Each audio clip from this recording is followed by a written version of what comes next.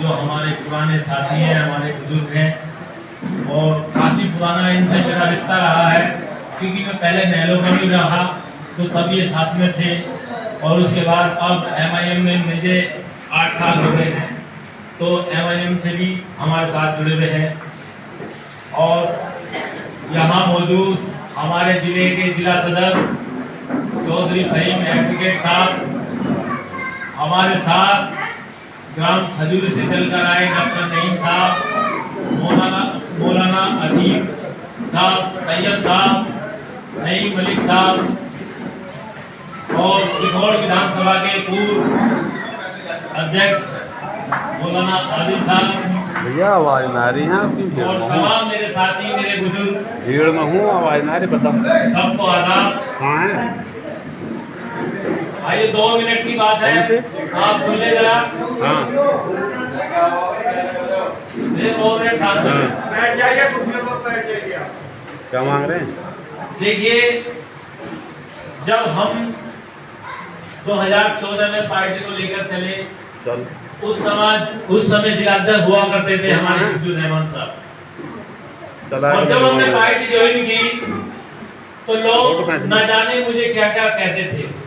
मुझे किसी हिंदू भाई ने या मेरे परिवार के लोगों ने कभी किसी ने कुछ नहीं कहा कि भाई तूने कौन सी पार्टी ज्वाइन कर ली, कहाँ चला गया तू, क्या तेरा मामला है। किसी ने नहीं टोका मुझे, लेकिन जब भी टोका मुझे रास्ते में राह चलते हुए, पार्टी का प्रचार करते हुए, जब भी टोका तो सिवाय मुसलमानों के अलावा किसी और ने टोका ही नहीं। वो एक तो ओवैसी वहां कटवाने के लिए तैयार है, और दूसरा उन्होंने ये छोड़ दिया मैं बिल्ला, पता नहीं न जाने क्या क्या शब्द मेरे बारे में यूज करते हैं। तो मैं अपना 8 साल का सफर आपको बता रहा हूं। मैं हस्तापुर विधानसभा में विधानसभा सचिव रहा, उसके बाद जिले में सचिव रहा, उसके बाद प्रदेश की एक युवा कमेटी बनी, जिसमें प्रदेश में अनस भाई हमारे जो चुनाव लड़े थे जिले से महापौर का, वो प्रदेश अध्यक्ष बने, मुझे प्रदेश सचिव उसमें बनाया। फिर दोबारा कमेटी बनी, उस कमेटी में भी मैं प्रदेश में सचिव रहा, और अभी फिलहाल उत्तर प्रदेश की जो पश्चिम उत्तर प्रदेश की कमेटी में है उसमें मैं सचिव। और हस्तिनापुर विधानसभा में 2022 का चुनाव में लड़ा हूं, जिसमें मुझे लगभग 4500 वोट मुझे प्राप्त हुई। जो ओवैसी साहब के चाहने वाले थे, जिन्होंने ये सोच लिया कि नहीं हमारी वोट गड्ढे में जा रही है, हम गड्ढे में ही वोट करेंगे, वो 4500 ऐसे दीवाने थे जिन 4500 दीवानों ने मुझे वोट करा। उनकी वजह से इतना हुआ कि आज पूरे हिंदुस्तान में हस्तिनापुर सीट का भी नाम हो गया कि MIM का यहाँ भी परचम है। तो मेरा कहने का मकसद सिर्फ और सिर्फ इस बात से इतना है कि आप लोग अपने लक्ष्य, अपना टारगेट बनाएं।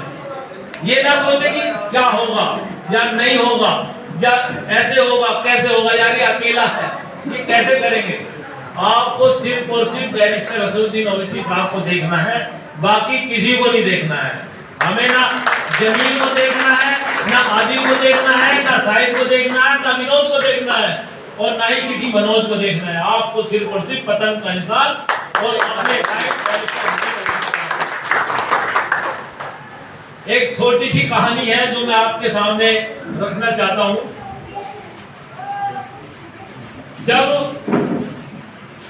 आप लोग रामायण को देखते होंगे, हर साल जब दशहरे का टाइम आता है तो रामायण चलती है, पर्दों पे भी चलती है और वैसे भी, क्योंकि हिंदुस्तान है, यहाँ सभी जाति के लोग मिश्रित रहते हैं और बहुत प्यार मोहब्बत से जो है अपना मामले को लेके चलते हैं। तो जब रामायण आपने देखी होगी, तो रामायण में जब रावण सीता का हरण करके ले जाते हैं, जब रामायण में रावण सीता का हरण करके ले जाते हैं, तो उन्हें रास्ता नहीं पाता रामचंद्र जी को बताने को। तो वो तीनों लोगों के स्वामी होते हैं, क्योंकि तीनों लोगों के स्वामी है, भगवान के स्वरूप है, तो उन्हें रास्ता मिल ही जाएगा, लेकिन रास्ता नहीं मिलता है। देखा होगा आपने रामायण में।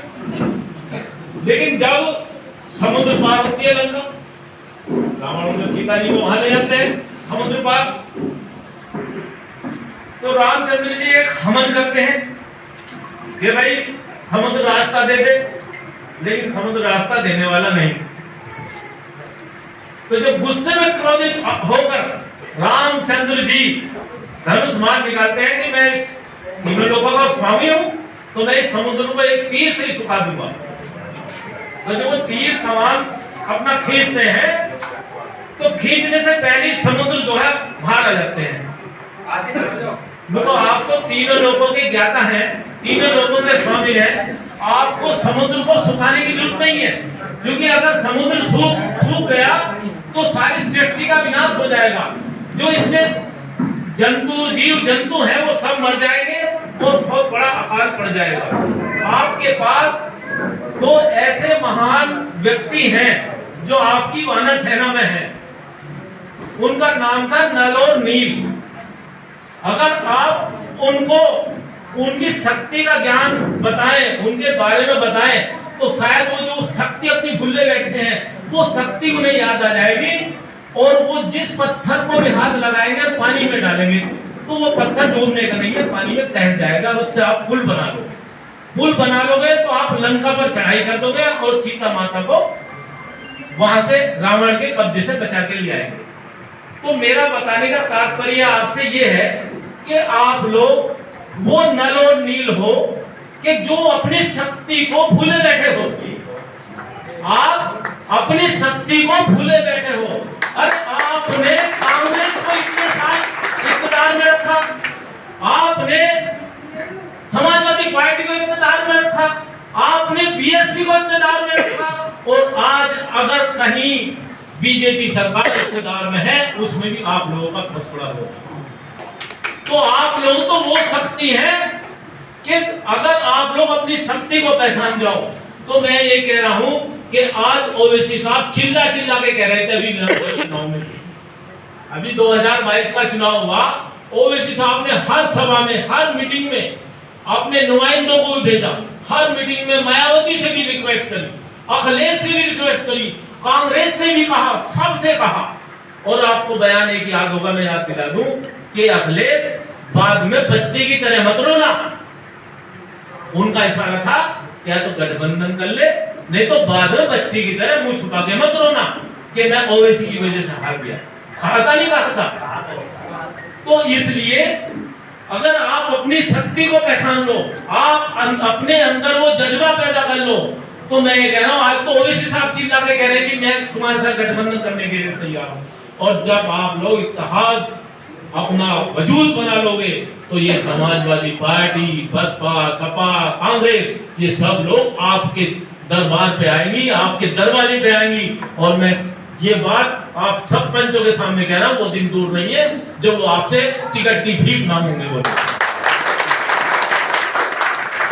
बस जहां अपने वजूद की लड़ाई, अभी जो है चुनाव चल रहा था, हमारी मवाना में भी चुनाव चल रहा था, एमआईएम का प्रत्याशी, हमने लोगों से एक ही सवाल करा कि भाई हमें तो सिर्फ इतना बता दो आप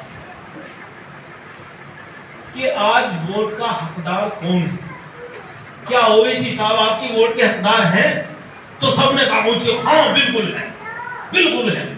तो बोला भैया फिर इधर इधर क्यों भटक रहे, फिर वोट दो ना। अरे जब तुम कह रहे हो कि आप ओवैसी साहब वोट के हकदार हैं, और मैं ये कह रहा हूँ, मुझे जितना ज्ञान है, मुझे ज्यादा ज्ञान तो नहीं है मुस्लिमों के बारे में, क्योंकि मेरा 99% उठना बैठना मुस्लिम है। मैंने जब तुम ये बात कह रहे हो, तस्लीम कर रहे हो कि नहीं ओवैसी साहब का वोट पे हकदार है, अधिकार है, तो फिर वोट करो ना। मगर मुसलमान कभी हक तलबी नहीं करते। बहुत लोगों को समझाया, बहुत समझाया, लेकिन लोगों ने नुकजी को कुरैशी भी खड़ा है, गाड़ा भी खड़ा है, अंसारी भी खड़ा है, सैफी भी, क्योंकि जो हमारे यहाँ बिरादरियां अक्सरियत में है, जिनकी ज्यादा वोट है, उनके सबके प्रत्याशी वहां खड़े। फिर लास्ट के चुनाव के 2 दिन पहले बोले बड़े बुजुर्ग हाजी जो जिम्मेदार थे, फिर हम गए, यार दिमाग खराब है नेताजी, क्या करें, दिमाग खराब है, समझ में नहीं आ रहा, सारे हार रहे, कुरैशी भी हार रहा, गाड़ा भी हार रहा, सैफी भी हार रहा, अंसारी भी हार रहा। मैंने बड़े मियां हाजी जी सुनो, सारे हार रहे, रास्ता नहीं मिल रहा, मुझे रास्ता मिल ही नहीं रहा, कैसे करें। आंख बंद करो, दिल पे हाथ रखो और ये